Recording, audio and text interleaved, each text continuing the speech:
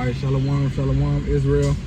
It's Brother Kazak Magun. First and foremost, I want to give all honor and glory to the Most High God, Yahweh, by Hashem Yahushai. That's Yahweh, who the world inwardly calls God, in the name of the Son, Yahushai, who the world inwardly calls Jesus Christ. Right? I'm at the plantation right now. You know, if you don't know what that means, that's what we call our job. Right? Because we were sent here to work.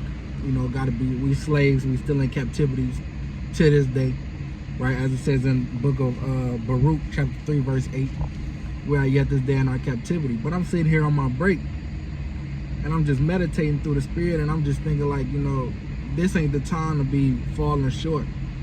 You know, this is the time to be on fire more than what you usually are. You know, if you think you're doing something, if you think you're doing a little something, you ain't even scratching the surface yet, man. You got to look at it like that.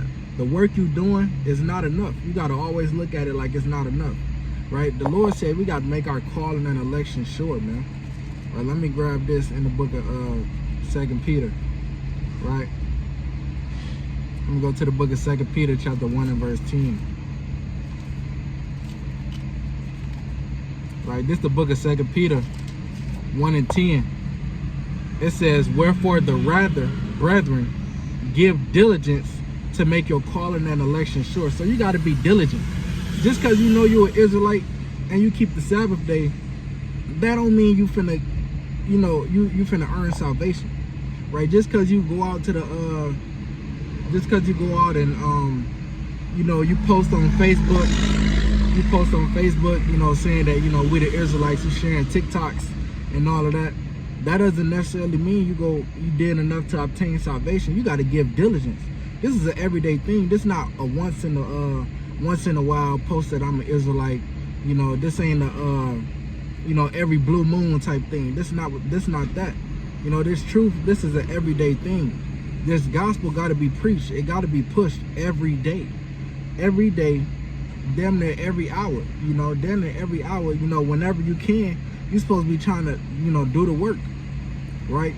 And this ain't the time to be waxing short. This ain't the time to be letting your flame flicker, right? You're supposed to be on fire, having a fervent fire right now, right? Salakia, let me grab that. I'm going to read that again. It said, wherefore the rather, brethren, give diligence to make your calling and election sure, right? The word diligence, right? In the Hebrew, I believe that would be karatazah. Right, a lot of brothers, they name themselves Karatazah, right, because they want to live up to that. They want to be diligent, right? You're supposed to want to live up to that word right there. You want to be diligent. You want to be seen as diligent. You want other people to see you and be like, damn, that brother always doing the work. This brother always on fire. You know, this brother always, you know, magnifying the name of the Most High. This brother always teaching somebody. Whenever you see him, he teaching somebody. He giving the breakdowns.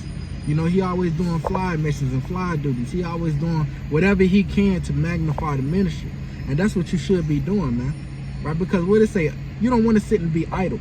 Right? You don't want to sit and not be doing nothing. Even if you're a woman in this truth, there are things that you could do, you know, to magnify the name of the Lord and to help further the ministry. Right? Look at Tabitha. Right? Let's go to the book of Acts, chapter 10. I believe that's what I want. It might be Acts chapter 9. Right? This is Acts chapter 9, and I'm going to start at verse 36. It says, now there was at Joppa a certain disciple named Tabitha. And they called her a disciple. She was a student, man. Right? She was a student, a fervent student in the work of the Lord. Right? Can't just anybody be labeled as a disciple. Right? You got to be that person that's in class all the time to be a disciple. The disciples, they was actually the 12 disciples.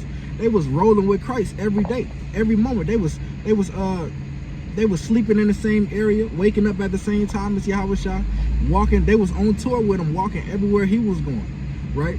Hey, you got to be on fire in that same way if you want to be called a disciple, right? It said Tabitha, this woman, she was named as a disciple, a student, right? It said, which by interpretation is called Dorcas, right? This woman was full of good works and alms deeds, which she did, right? She was full of good works. She was full of good works. She was doing everything a woman can do according to this ministry to help magnify the name of the Lord and to help further push the ministry, right? It's a she did good works and alms deeds, right? She was putting in alms, right? If the brothers needed new garments made, hey, she was probably making the garments, like it's gonna go on to say. You know, if the brothers had a feast day, if we had a feast day coming up, she was probably putting in money into the treasury, so to help afford the food, you know, so everybody can eat, you know, everybody can have something to drink, you know, help pay for the venues. You know, she was probably even helping cook the food. You know, a lot of sisters in this truth, they do that. They help cook the food on the Shabbats, right? She was also probably, you know, alms deeds are also, you know, giving unto the homeless, giving unto the people that don't have nothing. She was probably printing out flyers, you know, making flyers. Sisters can do that. It's all type of things that you could do to help magnify the ministry and push this work, right? Even whether you're a man or a woman or a child, man, right? I'm gonna keep going on that. Verse 37, and it came to pass in those days that she was sick and died, whom when they had washed, they laid her in an upper chamber. And for as much as Lydda was nigh to Joppa, and the disciples had heard that Peter was there, they sent unto him 2 women, desiring him that he would not delay to come to them. Then Peter arose and went with them.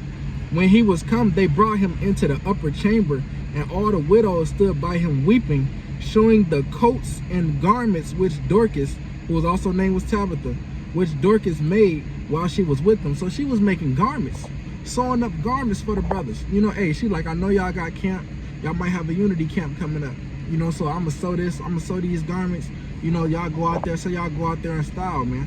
You know, she got the garments with the probably with the suede, probably got the leather garments. A lot of people, they popping out with the crocodile skin garments and all that. You know, brothers popping out with the what is one thing it's called, the war aprons, right? She's probably sewing those together, making sure the fringes was on them, the fringes was tight, you know, the seams was the garment was there and there seamless, like what Yahweh Shah had on. You know, she was putting those things together for the brothers. Hey, that's how, if you're a woman, you could do your part by helping magnify the ministry, right? So she was making coats and garments for the brothers, you know, coats and garments for the teachers, you know, for all of those that were doing the work of the Lord. She was making them. You know, that's how she was helping put her brick in, you know, to help magnify the ministry, right? Us brothers, we got to put our brick in. It might be a time where, you know, you might think that one day of camp every week, you know, that you're doing is enough. You can't look at it like that. You got to look at it like, man, what can I do more? You know, I could probably do some fly missions, you know, on top of that one day of camp. I could probably go up to 2 days of camp. I could probably start doing online videos and online lessons. I could probably start making TikToks of little breakdowns, you know, little 2 minute, 3 minute, you know, 1 minute, 30-second breakdowns, little short clips.